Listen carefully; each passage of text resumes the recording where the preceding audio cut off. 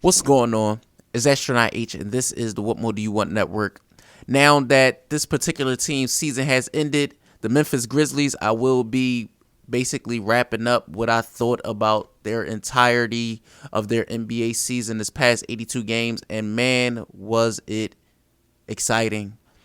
It was a whirlwind. It was a lot going on, not only from the aspect of on the court, but also off the court. And I really don't speak about off the court issues when it pertains to NBA and things like that. I leave that to like other channels and other news outlets to speak on, guys' personal issues.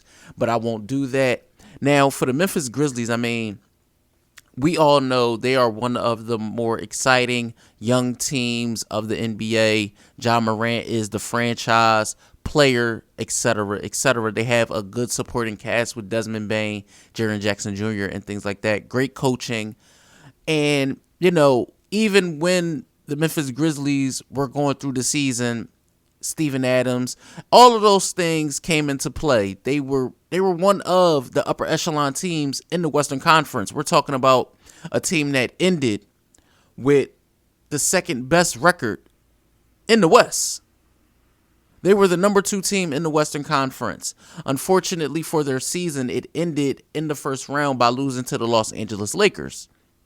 Now, I don't know if I want to speak on the fact that Ja Morant's hand was bothering him too much in that series, or whatever the case may be, but they end up losing that series 4-2. But when you look at their whole entire season as a whole, when you hearing Ja Morant do interviews and saying he's not worried about nobody in the West, and you hearing Dylan Brooks say certain things about LeBron, and it's just I feel like you reap what you sow, right? You have to be able to back up what you say. You have to be able to go out there and show and prove. A lot of people don't like how the Memphis Grizzlies go about their business. Always talking until they get to prove themselves. Draymond Green he alluded to that himself in his podcast. But for me, I feel like on the court, the Memphis Grizzlies definitely felt the blow of not having Steven Adams and Brandon Clark in this series in particular, because, Anthony Davis was very dominant in the paint. You would have liked to see, a lot better screens. Steven Adams is one of the better screeners as far as big men are concerned in the NBA. And you lose a player to his caliber, and that's a lot. And he's a great passer for his position. So, when you look at, like I said, the Memphis Grizzlies season as a whole, having the defensive player of the year in Jaren Jackson Jr., having an all-star in Ja Morant, just having a fan base who comes out and supports them. And I don't think that's to blame. The fans are not to blame here. I feel like nobody should get the blame other than the players and not coming out and executing in the first round of the playoffs. This was the year, in my opinion, because I did have the Memphis Grizzlies beating the Los Angeles Lakers in 6 games.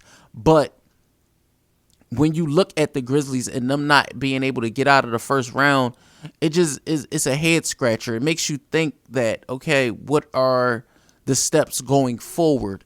Do they want to make a move as far as, roster is concerned?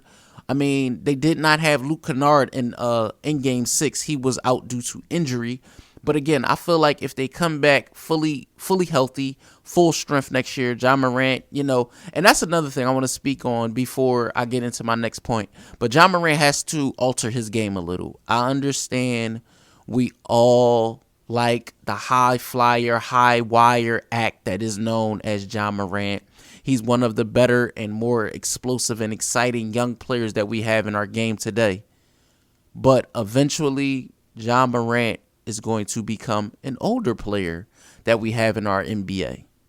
And you don't want to see a player, career take a downward turn because he's not protecting himself when it comes to these falls. Falling on your hands, falling on your arms, falling on your back. We seen it with Giannis in the series versus Miami.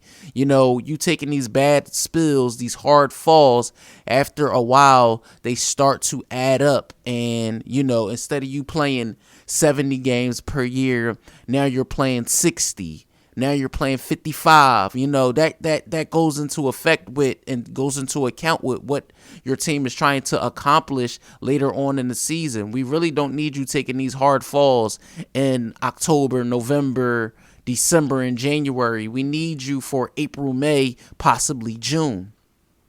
So for the Grizzlies, I hope they look into that. I don't know what's going to happen with Dillon Brooks, because, you know, I mean, he's one of those, he's an irritant. You know, do he make those guys better? I don't know. You know, he was one of the more formidable players on the floor tonight for the Grizzlies, because they didn't have too much from, you know, Ja and Jaren Jackson Jr. and Desmond Bane due to the game being a blowout. But again, like I said, a season like the Memphis Grizzlies had, you hated that it had to end at this point. So I hope, you know, going into next year, the front office, they look at what they have in the roster, and maybe they want to, you know, make a move here or there to make them a little bit stronger. Because, you know, losing to the Los Angeles Lakers, even though the Lakers are one team that shook their roster up, also, you know, you look at what the Grizzlies, what I would like to see from the Memphis Grizzlies in the postseason, they just did not accomplish it. I mean, we're talking about a 50-win team. So you want to see, you know, you want to see them capitalize on the window while it's open, especially, like I said, with one of the more exciting and explosive and popular players in the NBA, that being Ja Morant.